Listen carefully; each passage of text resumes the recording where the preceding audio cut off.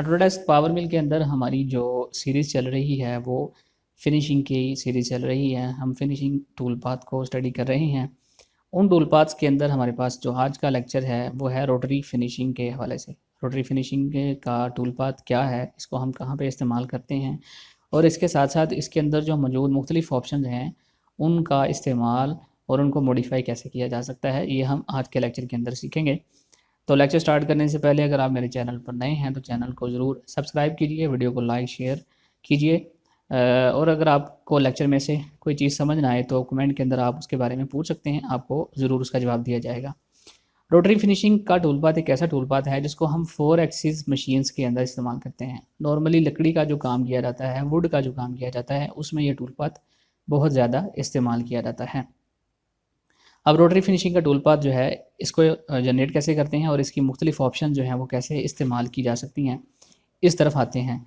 तो मैंने ऑलरेडी एक टूल पाथ बनाया है, इसको मैं डिलीट कर देता हूँ और एक नए सिरे से मैं टूल पाथ क्रिएट करता हूँ। फिनिशिंग के अंदर जाकर रोटरी फिनिशिंग का टूल पाथ, इसको हम सेलेक्ट करेंगे और इसको ओके कर देंगे। ये इसका फॉर्म है जो ओपन हो चुका है।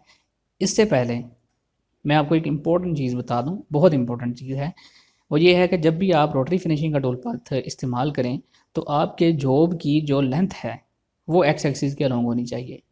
आप देखें, ये एक वर्क प्लेन है, इसमें जो एक्स एक्सिस है मेरा, ये एक्स एक्सिस है। जैसे मैं आपको दिखाता हूँ, टॉप से देखें तो ये एक्स एक्सिस है हमारा, और इस एक्सिस के अलॉन्ग मेरी जॉब की लेंथ है। वाई एक्सिस के अलॉन्ग मेरा इसका डाया है, और जी एक्सिस जो है इसके हमारे टॉप के ऊपर है, यानी टूल की जो पोजीशन है वो जी एक्सिस के अलॉन्ग है।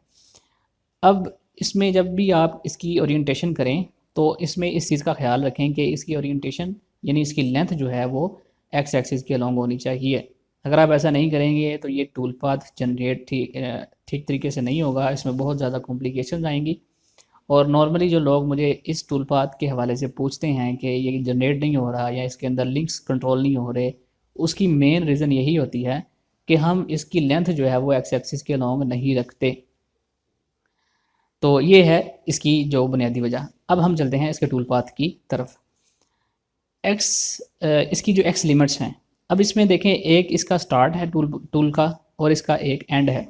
टूल कहाँ से स्टार्ट हो टूल पाथ और कहाँ पे एंड हो, इसको हम मैनुअली भी फीड कर सकते हैं और स्टार्ट के ऊपर क्लिक करके हम इसको बता भी सकते हैं। कोशिश करें कि इसको मैनुअली ही पुट कर दें। जब आप जॉब बना रहे होते हैं तो आपको पता होता है कि आपकी ज़ीरो पोजीशन क्या है और मैक्सिमम पोजीशन क्या है एक्स एक्सिस के अलॉन्ग। या फिर दूसरा तरीक़ेकार ये है, अगर आप होल जॉब के ऊपर इस टूल पाथ को बनाना चाहते हैं तो उसके लिए आप जस्ट इसके ऊपर क्लिक करेंगे तो ये आपकी एक्स एक्सिस की जॉब की जो स्टार्ट और एंड लिमिट है उनको ऑटोमेटिक पिक कर लेगा। जो मेरा स्टार्ट हो रहा है 0 से और एंड हो रहा है 233 के ऊपर, इसके ऊपर क्लिक करने से हम दोनों जो लोकेशंस हैं उनको पिक कर लेंगे। अब इसके बाद हम चलते हैं पैटर्न की तरफ। इसके अंदर हमें 3 पैटर्न मिलते हैं, सर्कुलर, लाइन और स्पायरल। सबसे पहले हम सर्कुलर देखेंगे।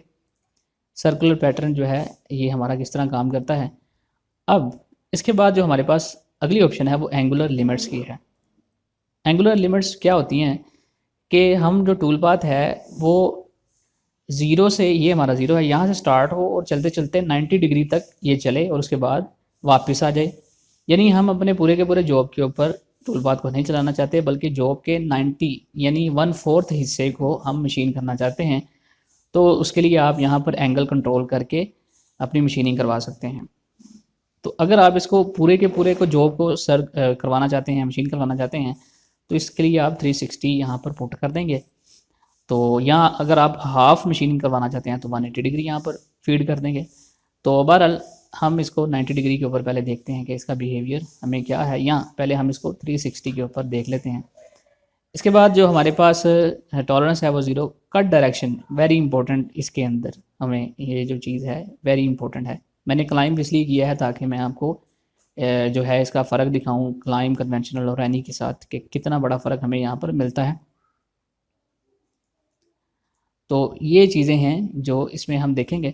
अच्छा, ये हम इसको कैलकुलेट कर देते हैं। अब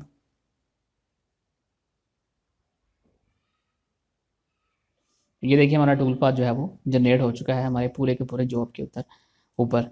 अब हम इसको सिमुलेट करते हैं, सिमुलेट फ्रॉम स्टार्ट। ये हमारा टूल पाथ सर्कुलर मूवमेंट के अंदर चल रहा है और ये इसकी डायरेक्शन जो है ये अभी फ़िलहाल क्लाइंब है। तो ये देखें इसमें ये जब हमारा एक मूव मुकम्मल होता है उसके बाद हमारा जो मैं इसको स्टॉप करता हूँ, हमारा जो अगला मूव स्टार्ट होता है वो इस लाइन से आगे जाके फिर स्टार्ट होता है। तो यहाँ पर इम्प्रेशन आने का थोड़ा सा ख़तरा होता है, यहाँ पर इम्प्रेशन आ सकता है। तो इस इम्प्रेशन से बचने के लिए हम स्ट्रेटजी यूज़ करते हैं स्पायरल की, जो कि हमारे पूरे के पूरे जो हमारा जॉब है उसके ऊपर चलता है।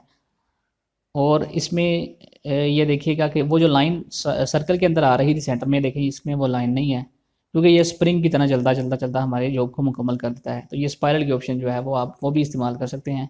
अच्छी ऑप्शन है कि अब आप जब इस तरह के ये जॉब को मुकम्मल मशीन करवाना चाह रहे हो तो आप इसकी ऑप्शन को इस्तेमाल करें।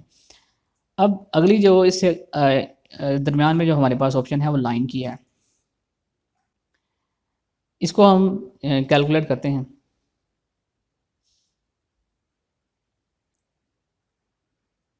ये देखें इसके अंदर, ये देखें कितनी ऑफ नंबर ऑफ लिफ्ट्स और कितना ज़्यादा इसके अंदर गंद मचा हुआ है। तो जब आपके पास इस तरह का टूल पाथ आपको नज़र आए कि ये बहुत ज़्यादा मतलब कॉम्प्लिकेटेड है और बहुत ज़्यादा इसके अंदर नंबर ऑफ़ लिफ्ट्स हैं, तो उसकी मेन रीज़न क्या हो सकती है मैं आपको बताता हूँ। एडिट करेंगे, उसकी मेन रीज़न ये है कि हमने यहाँ पर कट डायरेक्शन क्लाइंब सेलेक्ट की हुई है या कन्वेंशनल सेलेक्ट की हुई है। आप जब भी टूल पाथ लाइन का सेलेक्ट करें तो आप यहाँ पर एनी की ऑप्शन को चूज़ करके इसको कैलकुलेट करेंगे। तो अब आप ये देखेंगे कि हमारा जो टूल पाथ है वो लाइन की ज़रूरत में बनेगा और देखें नंबर ऑफ़ लिफ्ट्स जो हैं वो भी कम हो गए। सर्कुलर और स्पायरल की तो जो सिमुलेशन है वो मिलती जुलती है, लेकिन लाइन की उन दोनों से डिफरेंट है। तो वो लाइन की ये देखें, ये हमारे जॉब के ऊपर इस तरह से लाइन की शक्ल में चलता है, सर्कुलर नहीं चलता। इसका बिहेवियर थोड़ा उनसे चेंज है। अच्छा, अब इसके अंदर मैं आपको एक और चीज़ बता देता हूँ। सेटिंग के अंदर आएंगे, हम करेंगे सेलेक्ट सर्कुलर। अब हम इसको पूरे के पूरे जॉब के ऊपर नहीं चलाना चाहते, हम इसको 90 डिग्री तक चलाना चाहते हैं। और कट डायरेक्शन में क्लाइंब करता हूँ और इसको कैलकुलेट करता हूँ। ये देखें हमारे ये सिर्फ और सिर्फ उतने ही पोर्शन के ऊपर चला, 0 से 90 डिग्री तक। और इसके साथ साथ हमें जो और इसमें बुरी चीज़ नज़र आई है वो ये है कि ये इसमें भी नंबर ऑफ़ लिफ्ट्स बहुत ज़्यादा हैं, तो उसको हम कंट्रोल करेंगे कट डायरेक्शन एनी करके। अब हम इसको कैलकुलेट करते हैं तो ये देखिए कि ये हमारा टूल पाथ कितना स्मूथ और कितने अच्छे तरीके से ये हमारे जॉब के ऊपर बन चुका है। यानी एनी डायरेक्शन जो है ये लाइन और सर्कुलर के अंदर आपको चूज़ करनी पड़ेगी। जब आप 0 से 360 के दरमियान वाले एंगल्स के अंदर आप जब मशीन करवाएंगे तो कट डायरेक्शन एनी चूज़ करेंगे। एडिट करते हैं। अब इसके अंदर जो मैंने मज़ीद जो चीज़ें ऐड की हैं वो लिंक्स के अंदर आकर फर्स्ट चॉइस मैंने ऑन सरफेस की है और सेकंड चॉइस सेफ रखी है।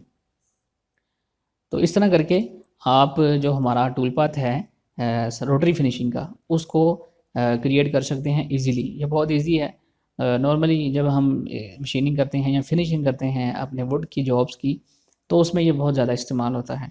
तो मैं उम्मीद करता हूँ पोस्ट प्रोसेसर के बारे में मैंने आपको बता दिया है कि मेरे जो इसकी जो पोस्ट प्रोसेसर अगर आप यानी इसके जी कोड को जनरेट करना चाहते हैं तो उसके लिए आपको 3 एक्सिस का जो हमारे पास पोस्ट प्रोसेसर है उससे ये जनरेट नहीं होगा। इसके लिए आपको 4 एक्सिस की ही ज़रूरत पड़ेगी।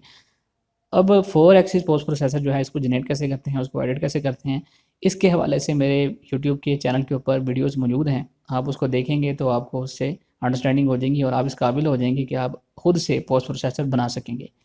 तो मैं उम्मीद करता हूँ आपको काफ़ी हेल्प मिली होगी इस वीडियो से। तो मज़ीद वीडियोज़ के लिए मेरे चैनल के साथ जुड़े रहिएगा। तो वीडियो पसंद आई है तो इसको लाइक कीजिए, शेयर कीजिए। मिलते हैं नेक्स्ट वीडियो के अंदर।